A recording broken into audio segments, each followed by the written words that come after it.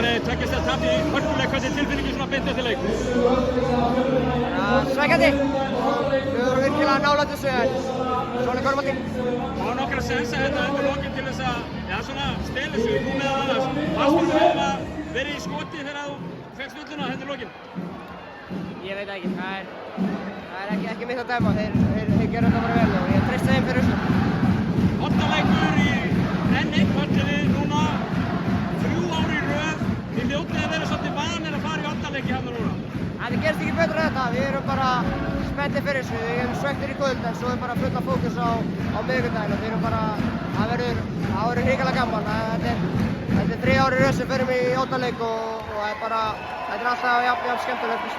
Alveg í lokin, hvernig er líkaminn? Þú ert að koma aftur inn í, að koma þér aftur á stað núna í þessu vinstri einvígi. Finnur eitthvað fyrir þessu? Já, ég er að sjálfsögðu, bara alveg eins og allir aðrir í þessu einvígi. Það er bara löng úrslitakeppni og það er enginn hefur tíma til þess að vera að korta núna. Það er bara all in fyrir leik 5. Kærar þakkir Kári og gangi ykkur vel á miðvikudaginn. Takk fyrir kærlega.